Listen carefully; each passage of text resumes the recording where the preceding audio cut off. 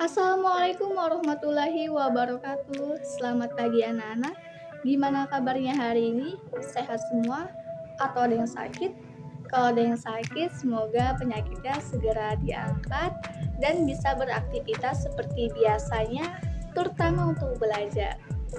Baiklah anak-anak, hari ini kita akan mempelajari tentang pengenalan perangkat keras atau hardware. Jadi harapannya nanti kalian semua setelah menerima materi ini harus paham mengenai apa itu hardware, jenisnya, fungsinya, hingga ke contoh dari hardware tersebut. Sebelum memulai pelajaran, sebaiknya kita berdoa terlebih dahulu. Doa dimulai, doa selesai. Berdoa saja tidak cukup. Belajar dengan serius adalah bukti bahwa doa kamu serius. Belajar adalah ibadah. Baik anak-anak, jadi di sini udah ada yang tahu apa itu hardware atau perangkat keras. Jadi hardware adalah semua jenis komponen pada komputer yang memiliki bentuk fisik yang bisa dilihat maupun dirasakan. Jadi hardware ini yang gunanya untuk melakukan beberapa proses seperti input, output, dan proses. Nah, ciri-ciri hardware yang pertama adalah memiliki bentuk fisik. Yang kedua, umumnya bersifat keras. Yang ketiga, biasanya terdapat di luar komputer. Namun, ada sebagian yang di dalam komponen komputer, contohnya seperti RAM dan CPU. Yang keempat, sebagai media menghubung antara user dan software. Nah, jadi fungsi dari hardware adalah memudahkan pengguna komputer dengan seperangkat alat komputer yang bekerja dengan baik. Nah, jadi fungsi hardware secara spesifik yang pertama memberi output, yang kedua menerima input, yang ketiga menyimpan informasi dan data, dan yang terakhir keempat mengolah informasi dan data.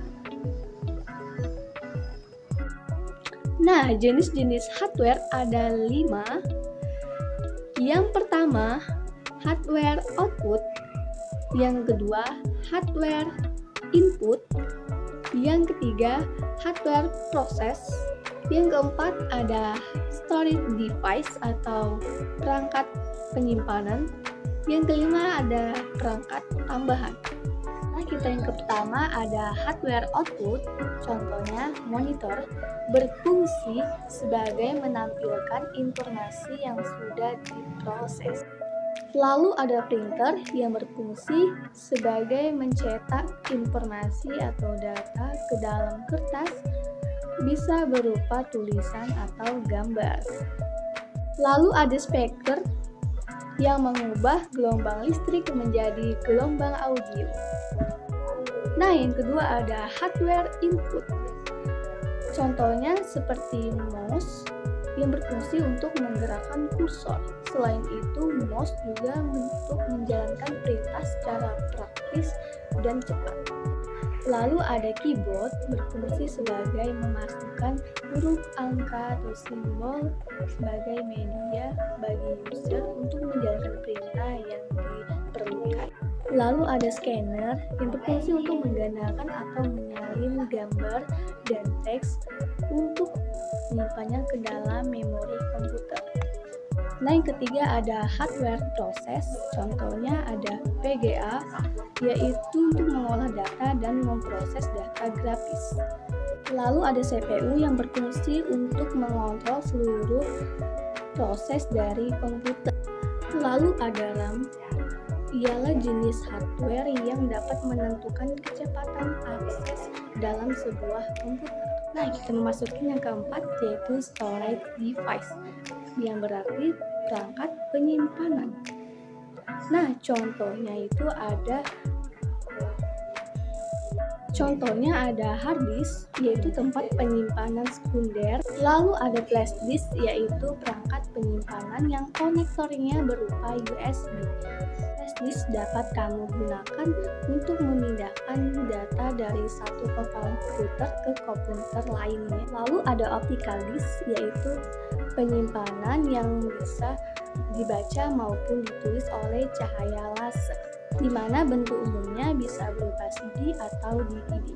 Nah, yang terakhir ada perangkat tambahan, yaitu alat yang digunakan membantu komputer untuk menjalankan perintah user. Gunanya untuk menjalankan perintah komputer menggunakan koneksi internet.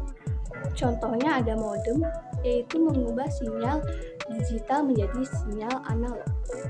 Baik, sampai di sini pelajaran kita hari ini. Jangan lupa untuk mengulang kembali pelajaran kita hari ini. Sampai jumpa di pertemuan selanjutnya. Selamat siang dan wassalamualaikum warahmatullahi wabarakatuh.